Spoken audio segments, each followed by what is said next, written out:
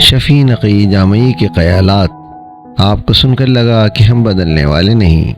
چند دن پہلے یوٹیوب پر شفیع نقی جامعی صاحب کو ایک بڑے پنڈال میں خطاب کرتے دیکھا۔ یہ جماعت اسلامی کا پلیٹ فارم تھا۔ اس تقریر کو سن کر ایسا لگ رہا تھا کہ شاید موصوف کراچی کی سیاست میں دلچسپی رکھتے ہیں۔ اس تقریر میں آپ منور حسن سے بہت متاثر نظر آئے۔ اس پروگرام میں وہ جس محبت خلوص سے منور حسن صاحب سے اپنے ذہنی و قلبی تعلق کے بارے میں بتا رہے تھے، یہ سب کچھ ان کا تجربہ تھا۔ مجھے حیرت ہوتی ہے کہ شفیع نقی جامعی 40 سال BBC سے وابستہ رہے، لیکن ان کی سمجھ علمی اعتبار سے کیوں بلند نہ ہو سکی۔ آپ نے جماعت اسلامی میں 2 لیڈروں کوثر نیازی اور منور حسن کو بہت پسند کیا۔ کوثر نیازی تو جھوٹ، مکر و فریب کی تصویر تھے، جماعت چھوڑ کر بھی اس پارٹی جوائن کی، کوئی اچھا نام نہیں بنایا۔ منور حسن صاحب جماعت اسلامی کے ساتھ ساری زندگی وابستہ رہے، آپ نے سادہ زندگی گزاری۔ اسلم کلہوڑی نے اسلامی جمعیت طلبہ سے فارغ ہونے کے بعد آپ شفیع نقی جامعی کی ملاقات منور حسن سے کرائی۔ اس ملاقات میں شفیع نقی جامعی کو بہت سی اپنی گتھیاں سلجھانے کا موقع دیا۔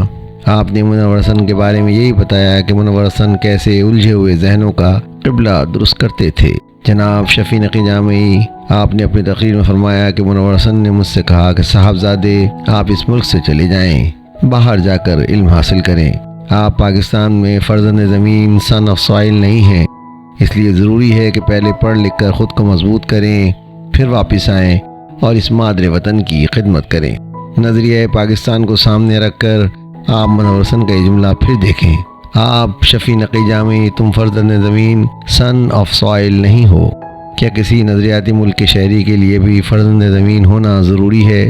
لگتا ہے منور حسن نے یہ جملہ اس زمانے میں کہا ہوگا کہ جب جماعت اسلامی میں پنجاب کا اثر و رسوخ واضح طور پر بڑھتا نظر آ رہا تھا۔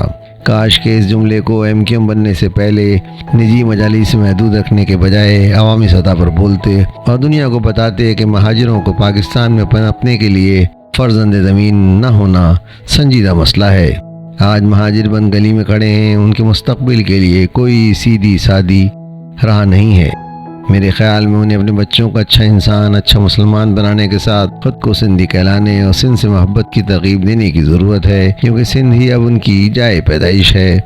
سندھ کا تعلق پاکستان سے مضبوط ہوگا تو ان کا بھی مضبوط ہو جائے گا، ورنہ بنگال والا حال ہوگا، جہاں جماعت اسلامی کی فکر کی پیروی کے نتیجے میں بنگال میں پیدا ہونے والے بچوں کو بنگالی نہیں بننے دیا۔ بنگلہ دیش بنتے وقت وہ بچے جو بنگال میں پیدا ہونے کے باوجود بنگالی بننے کے بجائے صرف پاکستانی بننے کو ترجیح دے رہے تھے، آج وہ پاکستانی کیمپوں میں طویل عرصہ قسمہ پرسی کی زندگی گزارنے کے بعد بنگالی بننے میں ہی اپنی بہتری سمجھ رہے ہیں۔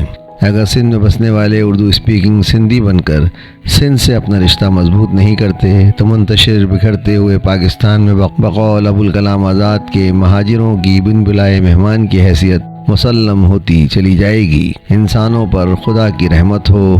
آواز و پیشکش سراج الدین۔ ویڈیو پسند آئی ہے تو لائک کیجئے، سبسکرائب کیجئے تاکہ آپ کو میری نئی ویڈیو کا نوٹیفیکیشن بر وقت مل سکے۔ شکریہ۔